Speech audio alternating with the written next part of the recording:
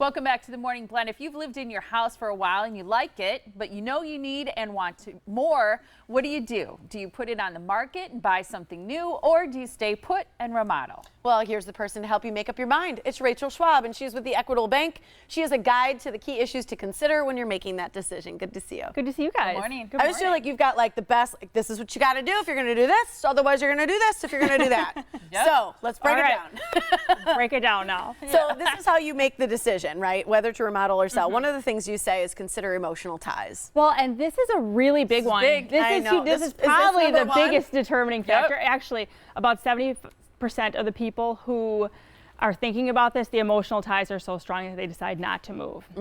But you want to think about, like, if selling your house is breaking your heart, well, then maybe remodel. Yeah. If you're like, I cannot deal with my neighbors, I hate my yard. Okay, well, maybe your emotional tie isn't as strong and it's time to find a new one. Yeah, it's tough when one person has the emotional tie and maybe the other. Right? What is there's that show on? Partnership.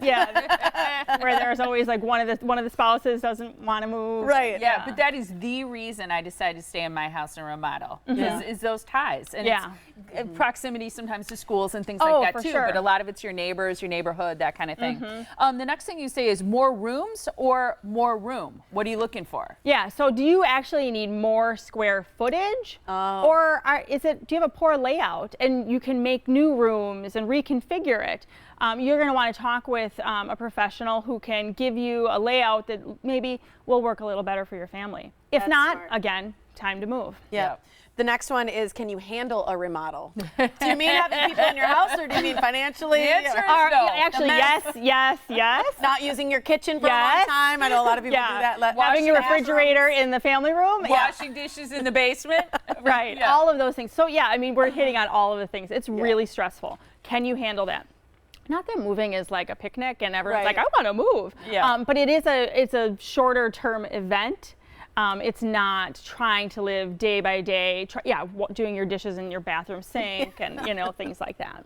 The next one is, and I think this is interesting, it's will you get your investment back? And I like this consideration. The one thing I will say, though, is sometimes I think you don't factor in the value of, doing the basement, for example, we weighed that. But then I think about the years I'm living in it and using it before I might go to get my investment back. So there's value to that. That's so smart, Molly. Absolutely. There are things that you're welcome. There are things that when you look at the chart, the return on investment chart, maybe it's a little bit lower on your return, but your return for you and your family for the years that you're in it, it's well worth it to you. Well, then I say, go ahead. If you can afford it and your family's going to enjoy it, then that's not your number one concern, right? But if you're thinking, I'm going to move in a couple years and I just need to, make this a little better until we move, well, then you want to weigh that. Well, if I'm dropping 70 grand, I'm only getting 30 back, is that worth it? I don't know.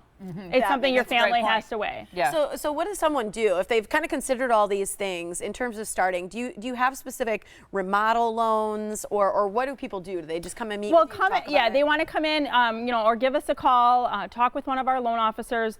They're well versed in all the different loan programs. We have the renovation mortgage, which we've talked about a little bit before. It looks at the value of your property once the renovations are done and lends you money based on that. So is that when you purchase a home, or can you get that once you already own the home? You can do both. Okay. Yeah, it's open to both purchases and renovations with a purchase or renovating your existing home.